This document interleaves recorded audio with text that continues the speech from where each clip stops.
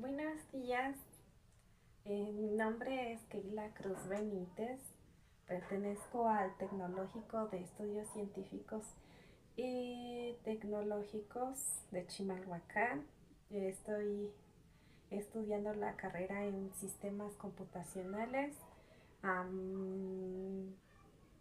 Mi nombre es Keila y hoy vamos a ver como está escrito, estimación por intervalo. La estimación por intervalo es una técnica de probabilidad que se utiliza para, para estimar un parámetro desconocido de una población, como la media, la desviación estándar y una proporción. En lugar de proporcionar un único valor como estimación puntual, la estimación por intervalo proporciona un rango de valores que es probable que contenga el parámetro verdadero. Este rango se le conoce como intervalo de confianza.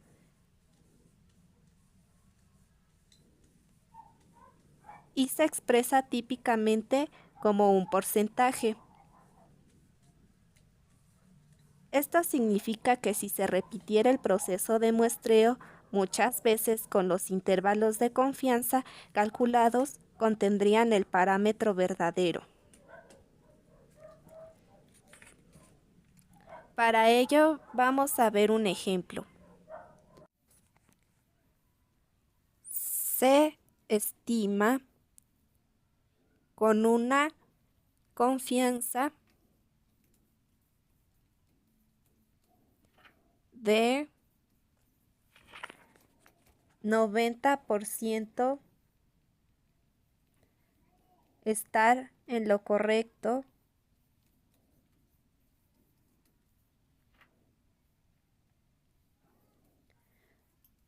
al afirmar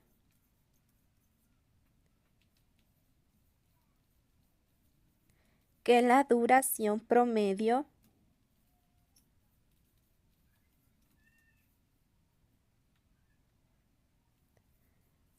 de una llamada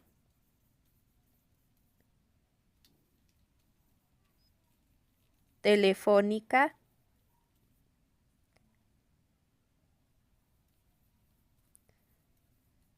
por los habitantes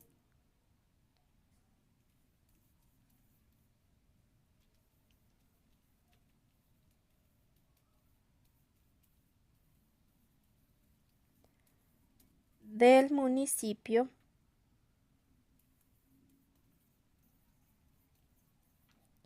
de Santa Ana están entre 3.9 y 4.7 minutos.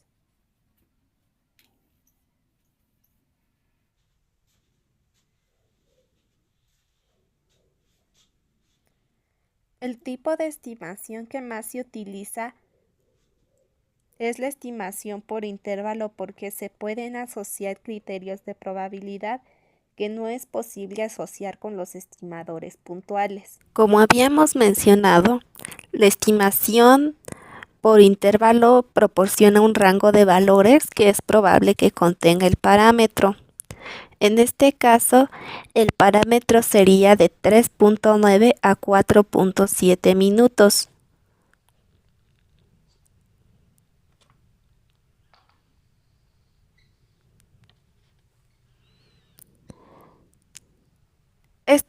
El rango se conoce como un intervalo de confianza y se expresa típicamente con un porcentaje.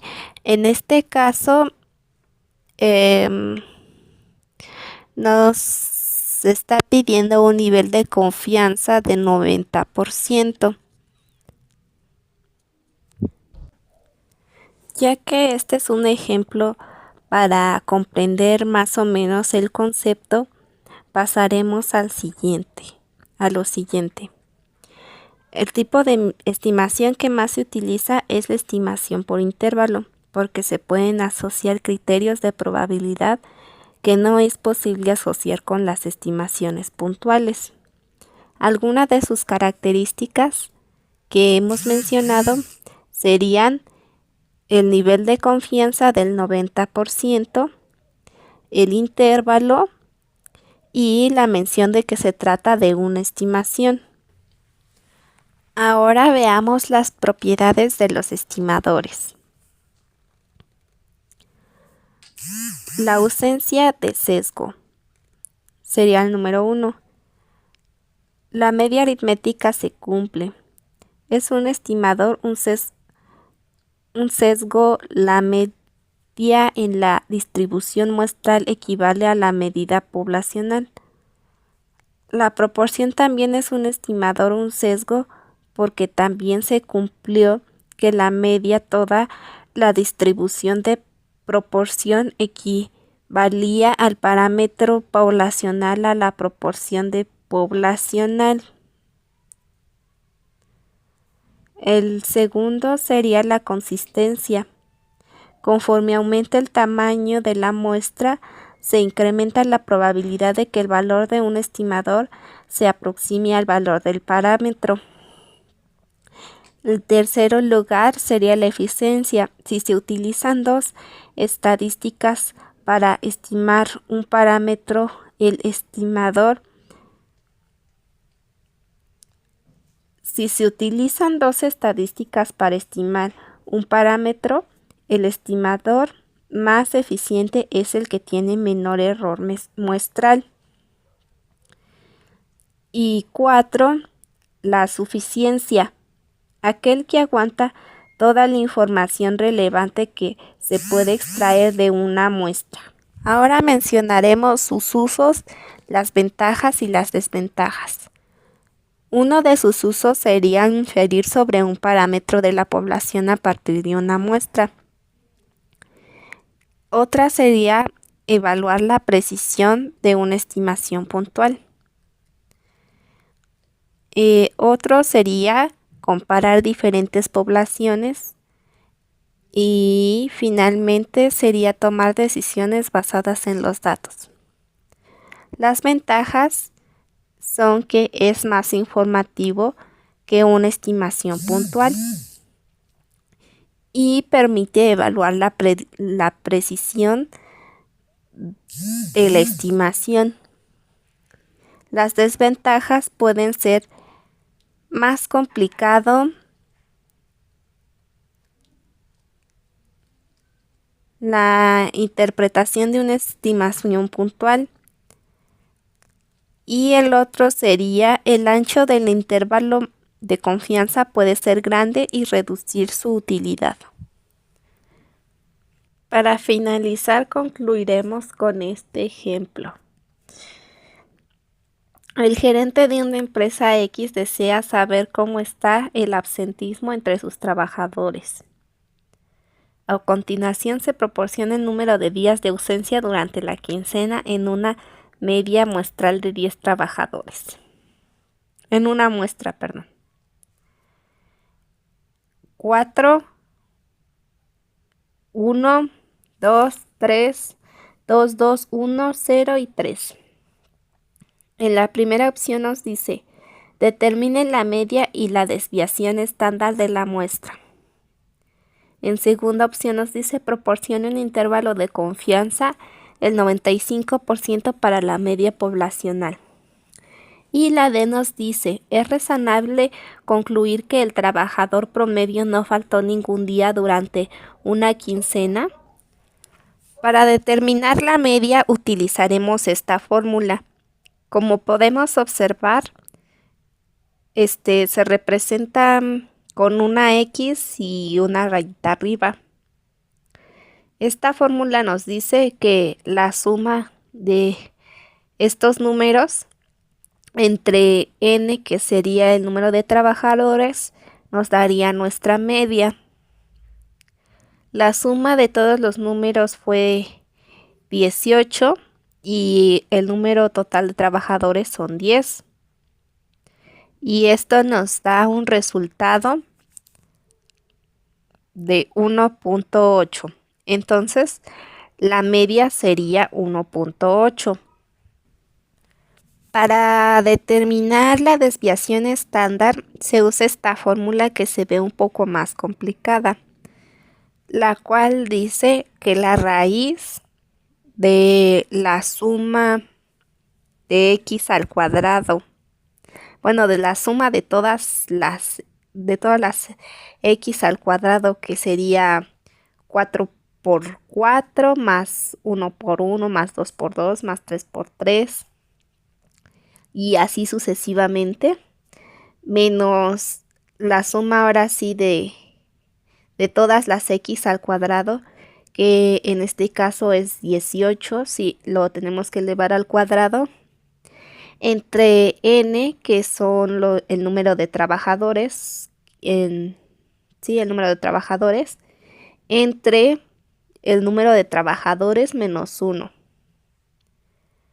En la primera suma nos dio 44. Y pues así continuamos nuestra fórmula. Y en la primera división, que sería la suma de x al cuadrado entre n, nos dio 32.4 y pues 10 menos 1 es 9. Esto se sigue desarrollando. El 44 menos el 32.4 nos dio 11 entre 9. 11 entre 9 nos dio 1.288 y si sacamos la raíz de esto, nos da como resultado 1.1352. Para continuar con este ejercicio, tenemos que redondear la última cifra que obtuvimos. Esta se redondearía a partir del 5, entonces se convertiría en vez de 1.1352, 1.14. Y así pasamos al siguiente punto. ¿Cuál es la media poblacional? Perdón, intervalo de confianza. Para calcular el intervalo de confianza utilizaremos la siguiente fórmula. Esta fórmula tiene como primero que la media estándar más menos t y multiplicado por s, que representa la desviación estándar entre la raíz de n, que son el número total de empleados. Olvidamos explicar el valor de tStudent, que es esta t de aquí. Este valor lo podemos obtener a través de la tabla que les mostraré más adelante. En esta tabla obtenemos el valor del porcentaje, que en este caso nos pide el 95%, así que ubicamos el 95 y el valor de GL equivale a n menos 1. N habíamos dicho que es el número de empleados menos 1, que sería 9, y esto se ubicaría en esta forma. Sustituyendo los valores nos quedaría de esta forma. Y el resultado de todo lo de aquí, se le sumaría el valor y se le restaría. El límite es superior, por lo tanto daría 2.56 y el límite inferior daría de 0.98. Y finalmente resolvemos el último caso, que dice: es razonable concluir que el trabajo promedio no faltó ningún día durante una quincena. La respuesta sería no es razonable considerando un nivel de confianza del 95%. El límite inferior está desde el 0.98, lo que demuestra la evidencia de que el trabajador promedio faltó 1 o 2 días.